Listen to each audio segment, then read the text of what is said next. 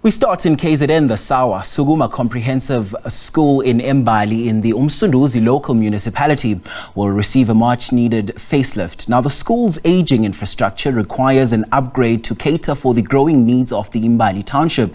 KZN MEC for Economic Development Sbu Tembe, who serves as the KZN leader of government business and the uMsunduzi MEC champion, has sourced a 10 million rand donation to support the refurbishment and renovation of facilities at the school. Our news reporter Jade Paulse is on standby to talk to us, but we will connect with her momentarily. And as we do understand that this is also at a time where schools reopen for the new academic year, as also we've heard some conversations how rural communities need to be further developed, particularly during this time. And this was also, welcomed as a great gesture by, of course, all those involved there. And also this is also at a time where infrastructure in our schools comes under the spotlight, because we've seen how rural schools in particular are so underdeveloped. So this now remains as a very defining moment for the province there in KZN. And we do understand that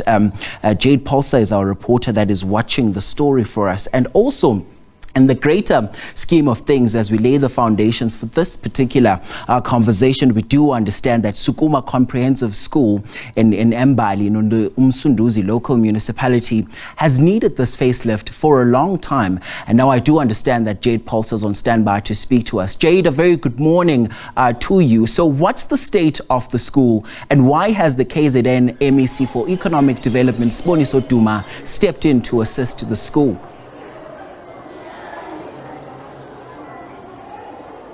Well, you know what, we've been for the better part of this morning walking around the school, looking at the state, and I can tell you it's deplorable.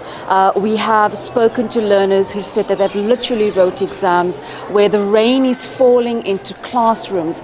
They don't have desks, they don't have windows. During the winter months, they really struggle. But for me, it was the boarding section that really touched my heart.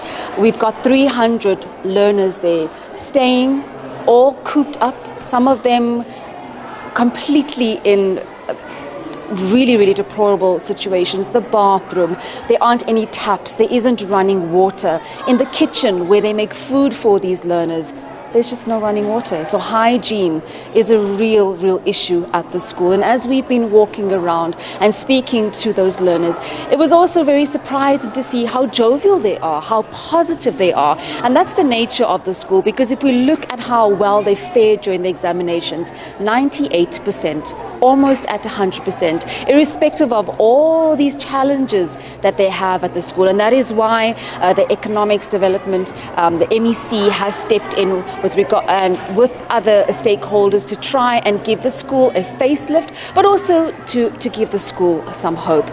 While joining me in conversation, I do have the SGB of the school, Phumzile Simelani. Thank you so much for joining us, Phumzile. If you can just talk to us about this cash flow injection of 10 million rand that's really going to assist the school. How are you feeling right now? And talk to us, how is this also going to affect and change the outlook of the learners, but also the school?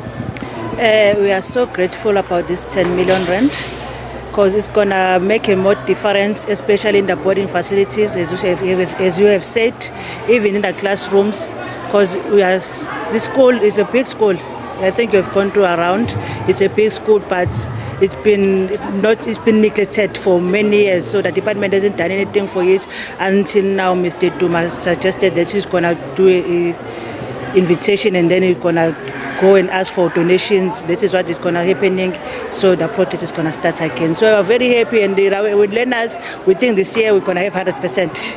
And I was just saying that you've got 1,160 learners here. Of that, 300 are boarding, and 98%, so you're almost there at 100%. I want to know, as the SGB, how do you keep that morale when there's so many challenges at the school? We are so happy to have those marks. Especially, we would like to thank the teachers.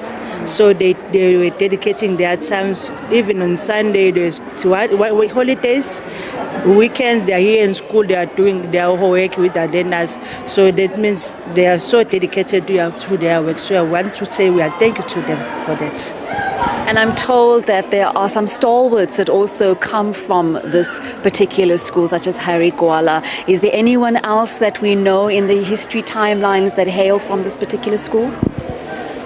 It's just this, I don't remember the names, but I do know that there are people that have been here in the school since it was opened in 1980s. Yes. Well, I'm sure that with this cash flow injection and the positivity and the positive outlook from students, we're going to see many also flowing into leadership roles and also doing wonderful. Thank you so much for talking to us, Phumzile. Okay, thank you too. Bye.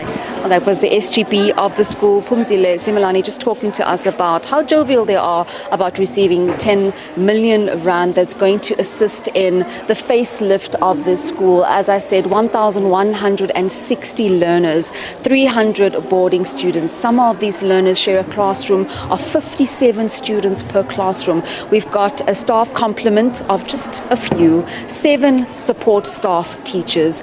And if you look at the school, it really needs a facelift, and I'm sure that with this money they're going to really reach at 100%, as she said right there. And with that, it's back to you in studio.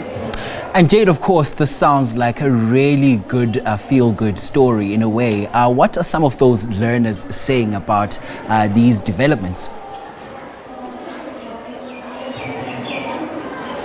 Well, Sbu and I, the videographer, we've been speaking to some of the students, and many were very excited. Some didn't know. They were like, oh, we just saw Morning Live, we just saw SABC News, very starstruck. But when we actually told them that, no, this is why we are here. Your school is going to be receiving 10 million rand. It's going to receive paint.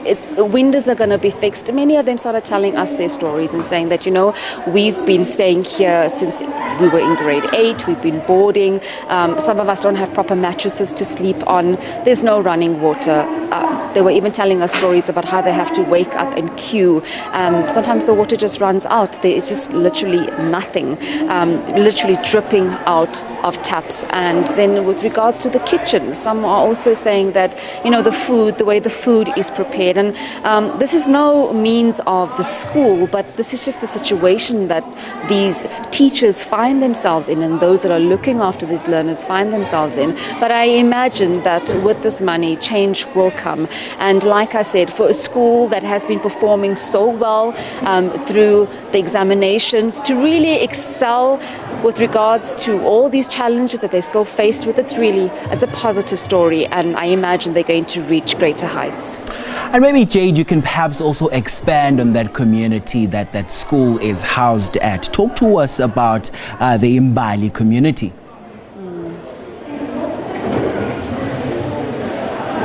Very impoverished. So majority of these students, look, this school used to be one of the prestigious schools in this particular area. So there are other schools, but this school stood out, and many of those who could afford to send their children to a better school came here.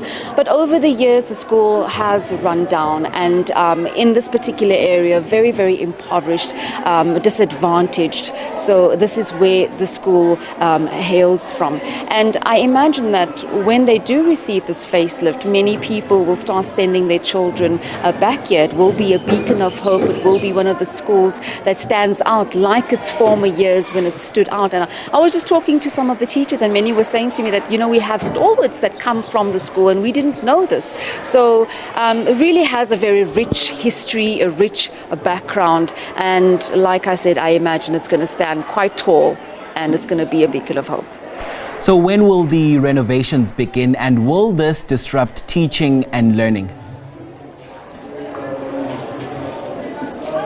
Well, we have spoken to the MEC, and he has assured us that they will be starting very, very soon. Plans are afoot to start the process of renovations, but no, examinations will not be affected. They will be moving some of the children to the other side of the school while they renovate. And this will be done in stages, not to disrupt any teaching and learning. Okay, Jade, Paulse is watching that story for us. Thank you very much indeed for that update. We'll touch base with you a bit later on in the program.